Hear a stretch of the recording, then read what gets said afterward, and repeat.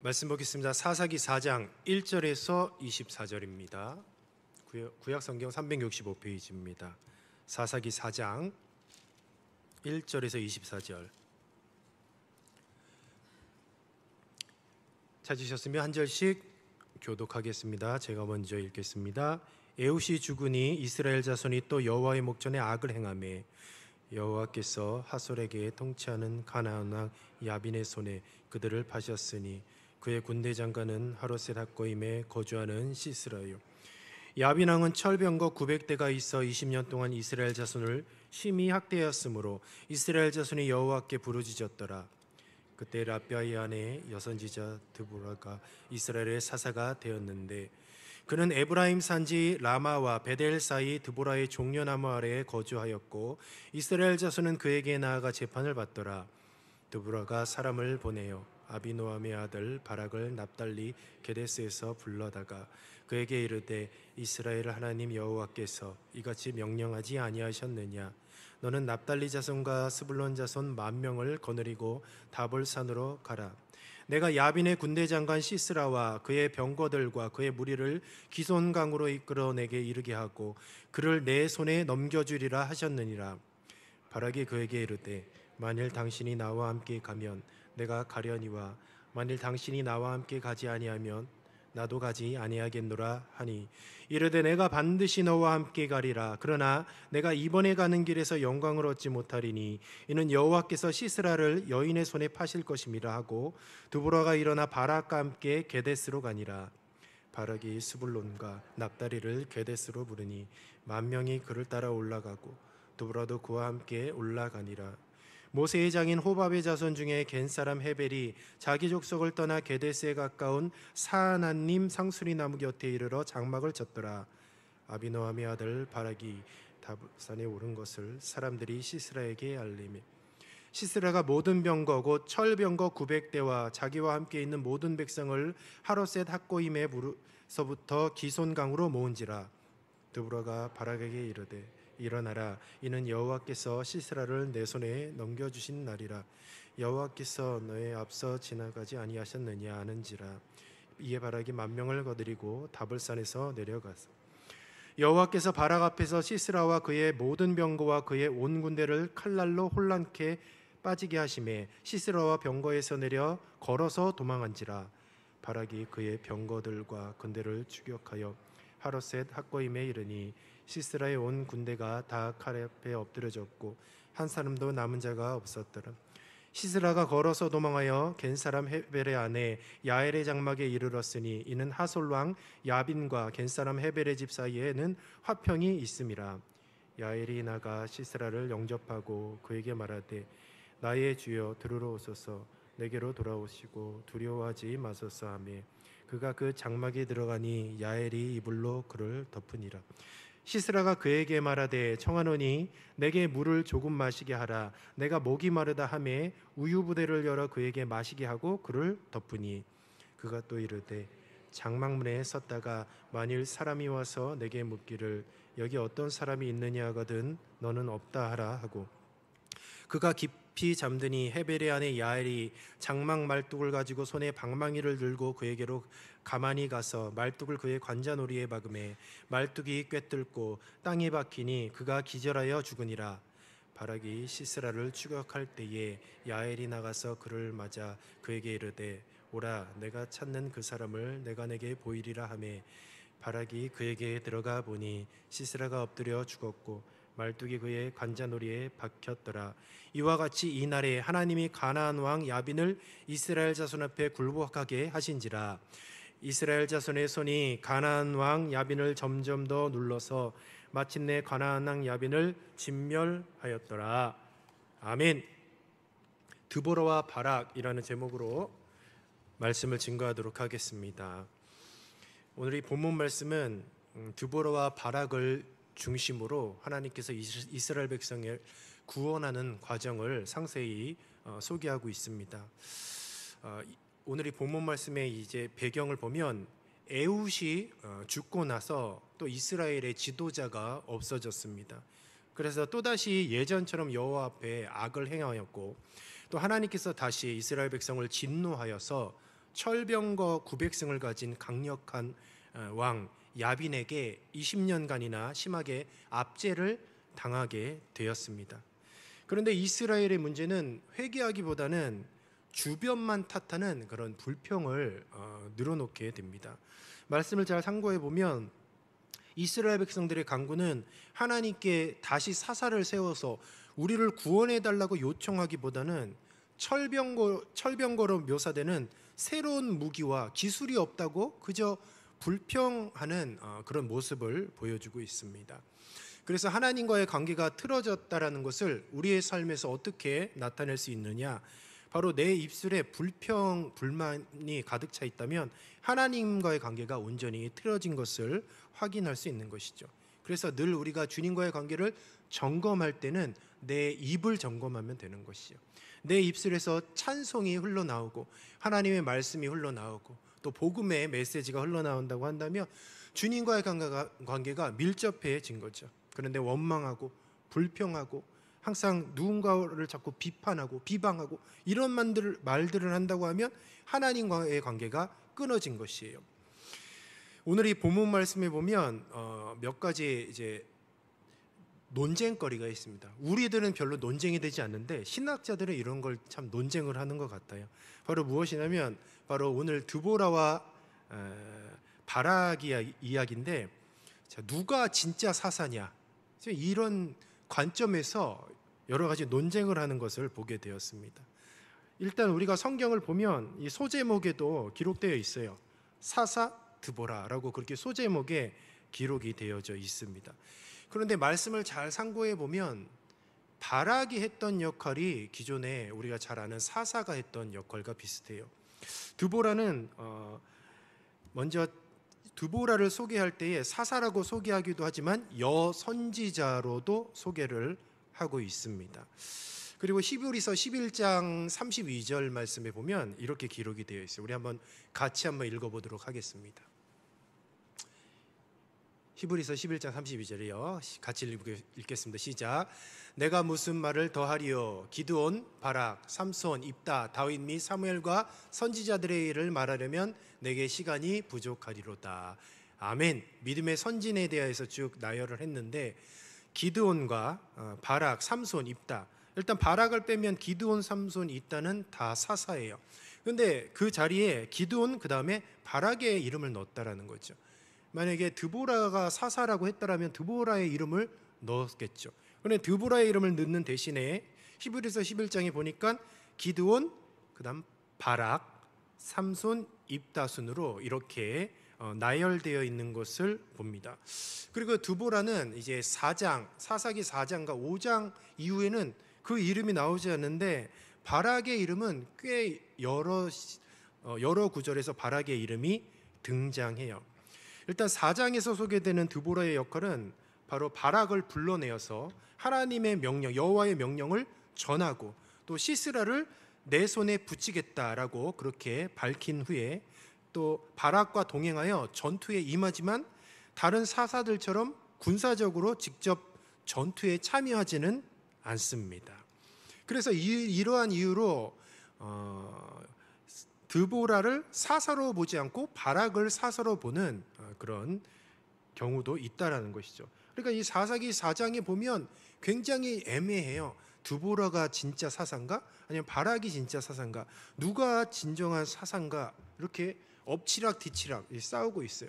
서로 핸디캡이 있습니다. 드보라는 당시에 이제 여자였던 것이 핸디캡이었어요. 또 바락은 믿음이 연약했습니다. 하나님께 표징을 보여달라고 하고 이렇게 주저하는 그런 모습을 보여줬어요. 두 사람 다 온전한 모습은 아니었습니다. 그러나 드보라가 좀 더 성숙된 모습을 보이고 여선지자의 역할을 더욱더 강조하는 것으로 보게 되어집니다. 그리고 이 성경을 쭉 보면 바락을 사사로 인정하는, 그러니까 히브리서에 보면 틀림없이 바락도 사사로 인정하는 그런 모습을 보게 되어지는 것이요. 우리가 5절 말씀을 같이 한번 읽어보도록 하겠습니다. 시작. 그는 에브라임 산지 라마와 베델 사이 드보라의 종려나무 아래에 거주하였고 이스라엘 자손은 그에게 나아가 재판을 받더라. 아멘. 지금 그는 드보라를 이야기하고 있습니다.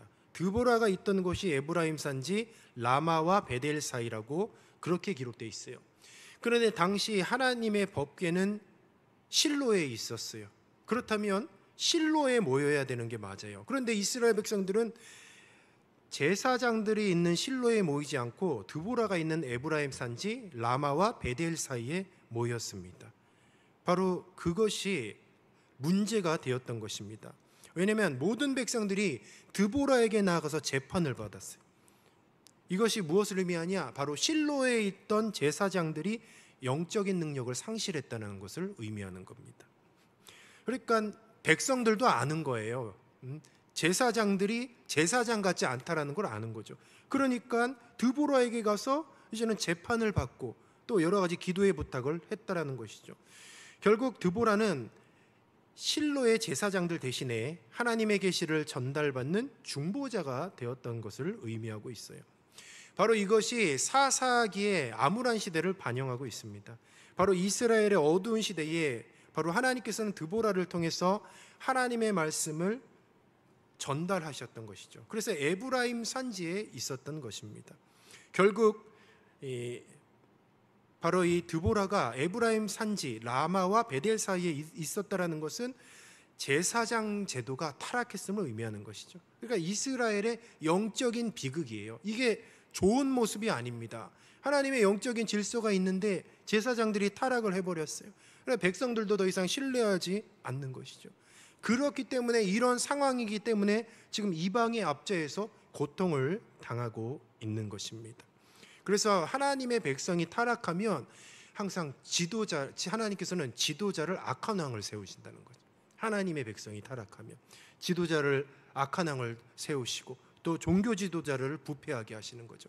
그것을 통하여서 인생의 채찍을 통하여서 때리신다라는 거죠. 그래서 20년 동안 이스라엘 백성이 그렇게 두들겨 맞았다라는 것이죠. 드보라의 역할은 야빈 왕의 그런 심한 학대와 또 지도자들마저 없이 영적으로 타락하여서 이제는 영적인 지도자들마저도 없이 그런 어려움을 겪던 이스라엘을 위해 하나님께서 보낸 구원자라기보다는, 그러니까 구원자는 사사를 의미하는 것이죠. 그냥 그들의 간청에 응답하고 그리고 그들을 이제 보호하는 그런 여선지자의 역할에 가깝다고 볼 수가 있습니다. 사사기는 영적으로 계속해서 어두워지고 있는 상황을 묘사하고 있어요. 그래서 크게 딱 한마디로 정리하면 가나안화되고 있는 겁니다. 이스라엘 백성들이 가나안화되고 있어요. 그러니까 세속적으로 변하고 있습니다. 육신적인 모습도 세속적인데 영적인 모습까지도 세속화되어지고 있는 것이에요. 온니엘이 첫 번째 사사로서 사사의 기준을 세웠다고 했습니다. 그는 그냥 짧은 딱 구절로 하나님께 온전한 사사의 모습을 보여줬습니다. 그런데 두 번째 이 에훗부터는 조금씩 뭔가 애매해요. 하나님께 온전한 사사로 보기에는. 그래서 에훗은 암살이라는 방법을 통해서, 어떻게 보면 세상의 방법을 통해서 이제는 사사의 역할을 감당을 했어요. 영적으로 시대가 더욱더 어두워져 가면서 오늘 보면 어떻게 보면 바락이 사사의 역할을 감당해야 될 사람입니다. 그런데 바락도 보면 하나님이 보시기에 그렇게 썩 내키지 않는 그런 모습을 보여주고 있어요. 바락이란 이름의 뜻이 번개라는 뜻을 가지고 있습니다. 하나님께서는 바락을 사사로 세워서 적군을 흩으시려는 계획을 가지고 있었습니다. 그래서 드보라는 바락에게 하나님의 명령을 전달했어요. 우리가 6절을 같이 한번 읽어보도록 하겠습니다. 시작. 드보라가 사람을 보내어 아비노함의 아들 바락을 납달리 게데스에서 불러다가 그에게 이르되 이스라엘의 하나님 여호와께서 이같이 명령하지 아니하였느냐? 너는 납달리 자손과 스불론 자손 10,000명을 거느리고 다볼산으로 가라라고 말씀하고 있습니다. 그런데 이 구절 뒤에 바락의 응답이 굉장히 뜻밖이에요. 바로 그 응답이 8절에 기록되어 있어요. 우리가 8절도 같이 한번 읽어보겠습니다. 바락이 그에게 이르되 만일 당신이 나와 함께 가면 내가 가려니와 만일 당신이 나와 함께 가지 아니하면 나도 가지 아니하겠노라 하니. 아멘. 바락의 모습은 딱 한마디로 정의하면 머뭇거림입니다. 드보라를 통해서 하나님의 명령을 분명히 받았어요. 군사 10,000명을 모집하고 다볼산으로 가라라고 했는데 머뭇거리는 거예요. 그러면서 산의 대장부가 하는 말이 드보라 같이 가면 내가 가고 드보라가 같이 안 가면 같이 안 가겠습니다. 이런 이야기를 하는 것이죠. 그때의 구절에 보면 드보라가 약속을 하죠. 내가 반드시 너와 함께 가리라 라고 말씀하고 있습니다. 그리고 이 전쟁으로 영광을 얻지 못하고 그 영광은 한 여인에게 주어질 것이라 라고 어떤 표징을 줄 것을 말씀하고 있습니다. 바로 이 예언은 믿음이 없는 바락에 대한 믿음이 없는 징계라기보다는 여호와 하나님께서 바락에게 표징을 보여주시는 거죠.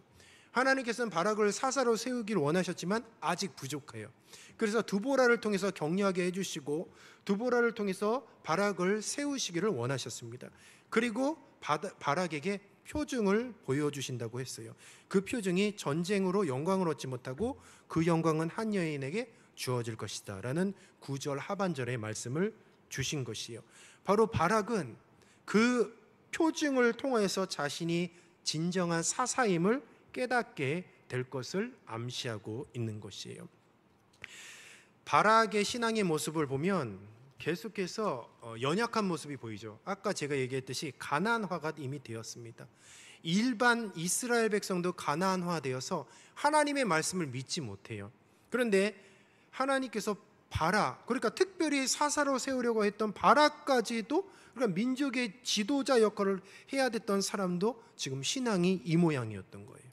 그러니까 사사기 전반에 걸쳐서 계속해서 신앙이 퇴보하는 모습을 보여주고 있습니다. 그래서 이 영적인 가나안화의 문제가 뭐냐? 바로 직접적으로 눈으로 보지 않고서는 귀로 듣는 하나님의 말씀을 절대로 신뢰하지 않아요. 그것이 바로 세속적인 것이죠. 우리의 신앙의 모습을 돌아보십시오. 우리가 강단에서 선포되어지는 말씀, 귀로 듣는 말씀이 정말 그 말씀이 우리의 심령을 울리고 우리 가슴판에 새겨져서 그 말씀이 믿어져서 보지 않고 귀로 들었던 그 말씀을 붙잡고 우리가 과연 한 주를 살아가는지를 한번 돌아보시기를 바랍니다. 하나님의 말씀을 귀로 들었는데 그 말씀이 눈에 보이지 않으니까 하나님을 믿지 못하는 거죠. 삶 속에서. 왜냐하면 눈앞에 펼쳐진 현실은 정말 힘들고 어렵고 낙담한 일들밖에는 없어요. 그냥 눈앞이 깜깜한 것이죠. 자꾸 그러니까 말씀으로는 귀로는 듣는데 그 우리들의 눈에 보이는 삶 속에서 보이지 않는 하나님을 보지 못하고 있는 거죠. 지금 바락이 그런 상황에 놓여져 있다라는 것입니다. 우리가 인생을 살면서 그런 경우를 많이 보게 돼요. 저는 언제 이런 경우를 많이 느끼냐? 뭐 여러 가지 경우가 있겠지만 자녀들을 볼 때 그런 경우를 많이 느껴요. 얼마 전에 우리 딸아이가 초등학교 3학년이에요. 근데 받아쓰기 점수를 받았다고 해서 얼마 맞았냐고 했더니 40점을 맞았다 그러는 거예요. 그래서 눈앞이 깜깜하더라고요. 야, 너 진짜 사람 구실 하겠냐? 이래서 다른 사람들은 100점 맞고 영어도 잘하는데 야, 너는 한글도 지금 제대로 못해서 어떡하겠냐? 눈앞이 깜깜하더라고요. 한숨만 푹푹 쉬고. 그런데 이것도 어떻게 보면 불신앙이에요. 제가 주님께서는 비록 저희 딸아이가 공부를 못하지만 창조하신 하나님의 고유한 그런 계획이 있는 줄로 믿습니다. 그래서 장성해서 하나님의 뜻대로 잘 커서 주님의 뜻대로 이제 살아나갈 것인데 받아쓰기 40점 맞았으니까 제가 그걸 신뢰를 못하는 거예요. 하나님이 그 아이를 창조하셨고 그 인생을 책임지신다는 그 하나님에 대한 믿음, 신뢰가 온데간데 없이 저 사람 구실 할래나? 저 어떻게 할래나? 이런 걱정이 앞선다는 거죠. 그러니까 이런 걸 볼 때에 저도 마찬가지예요. 환경에 조그만 어려움이 있으면 하나님은 없어요. 환경이 내 눈앞을 딱 가리고 어려운 문제가 딱 발생이 된다고 한다면 그냥 세상 사람들이 보는 그런 육신적인 눈으로 내 딸아이를 보고 환경을 보고 이것이 무엇입니까? 가나안화된 거예요. 세상 사람들과 가나안 사람들과 인생 사는 방법이 똑같아요. 보이지 않는 것에서 하나님의 일하심을 봐야 되고 하나님의 역사하심을 믿어야 되는데 그것을 더 이상 신뢰하지 않는다는 것이죠. 이런 의미에서 과연 우리는 바락과 같은 그런 귀로 하나님의 말씀을 듣지만 눈에 보이지 않는 그 하나님의 역사하심을 믿지는 않고 있는지 우리는 살펴봐야 하겠습니다. 바락과 대도적으로 드보라는 지도자로서 매우 아주 적절한 모습을 보여줬어요. 자신의 임무에 충실하게 사역을 감당했습니다. 백성들이 고통 중에 하나님께 부르짖자 바로 백성들을 불쌍히 여기고 격려해주고 위로해 주었습니다. 그리고 하나님의 때를 기다리도록 비전을 심어 주었어요. 바락이 사사가 될 수 있었던 것은 결국 드보라의 역할이 있었습니다. 그래서 하나님께서는 오늘 이 사사기 4장을 통하여서 바락이 사사의 사명을 잘 감당하기 위해서 드보라를 옆에 세워 주셨던 것이에요. 그래서 드보라를 가리켜서 이스라엘의 어미라고 그렇게 이야기를 하고 있어요. 엄마같이 잘 돌봐주시고 케어해줬다는 거죠. 우리는 모두 1등이 되려 하고 그리고 인정받으려고 하는 그런 모습을 보여지게 됩니다. 그러니까 우리가 늘 인정받으려고 하고 나만 하나님께 쓰임받으려고 하는 거예요. 그런데 드보라의 모습을 보면 드보라는 늘 주변 사람들을 배려했어요. 오늘날 한 사람의 영웅이 탄생하기 위해서는 묵묵히 그 뒤에서 이름도 없이 뛰어난 드보라와 같은 이인자가 있었다라는 것이죠. 그러니까 비판하기보다 칭찬하고 격려하고 일으켜 세우는 지도자가 필요하다라는 것이죠. 바락은 부족했지만 그가 온전한 사사의 역할을 감당할 수 있도록 계속해서 드보라가 격려해주고 그리고 세워주는 역할을 보게 되어진다라는 것이죠. 그래서 우리 한국 교회에 유명한 목사님들 많이 있잖아요. 훌륭한 목사님들 많이 있죠. 근데 그 훌륭한 목사님들 뒤에는 누가 있었냐? 바로 드보라 같은 훌륭한 성도들이 있는 줄로 믿습니다. 그래서 항상 우리 교회 주님께서 세워주신 담임 목사님과 혹은 부교육자들 특별히 저는 얼마나 많이 부족한 모습이 많이 있습니까? 그러나 걱정할 것이 없어요.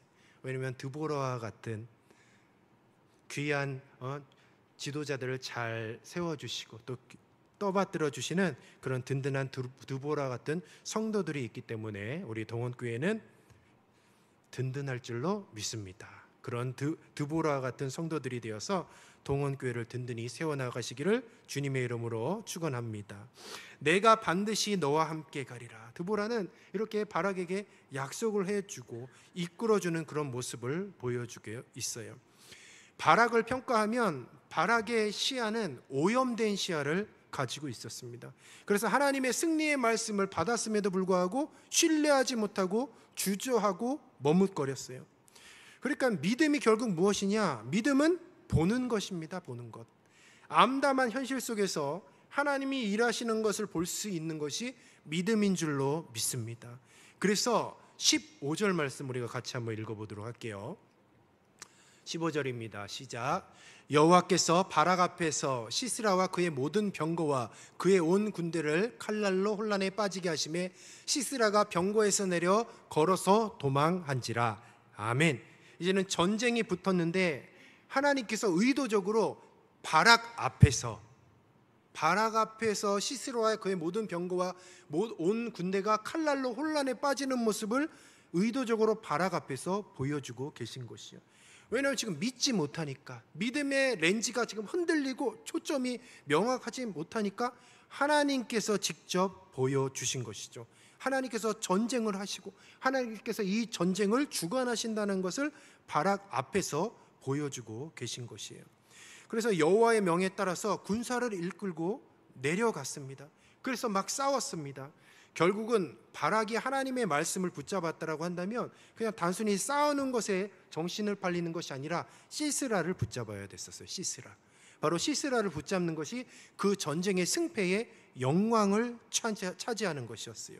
그런데 결국 전쟁을 하였고 하나님이 전쟁을 하시는 그런 모습을 직접 눈으로 봤습니다. 그런데 정신이 팔려서 단순히 그냥 군사들, 죽어 넘어지는 그런 군사들만 뒤쫓지 시스라를 놓치게 되었다라는 것이죠. 이것이 무엇이냐? 계속해서 영적으로 지금 무감각하여서 하나님이 하시는 일, 그리고 정말 중요한 일이 무엇인지를 아직까지도 분별하지 못하는 것이에요. 22절 우리가 같이 한번 읽어보도록 하겠습니다. 시작. 바락이 시스라를 추격할 때에 야엘이 나가서 그를 맞아 그에게 이르되 오라 내가 찾는 그 사람을 내게 보이리라 하며 바락이 그에게 들어가 보니 시스라가 엎드려 죽었고 말뚝이 그의 관자놀이에 박혔더라. 아멘. 먼저는 바락 앞에서 시스라 군대가 이제는 패하는 모습을 먼저 봤습니다. 근데 아직 깨닫지 못했어요. 그런데 결국은 22절에 보니까 그 사람들을 내게 보이리라. 그러니까 바락이 시스라가 관자놀이의 말뚝을 맞아서 이제는 완전히 죽은 모습을 본 비로소 이제 깨달았던 것이죠. 결국 하나님께서 역사하신 것이고 하나님께서 이 말씀을 성취하시는구나라고 그렇게 깨달았다라는 것이죠. 그래서 이 전쟁으로 끝난 것이 아니에요.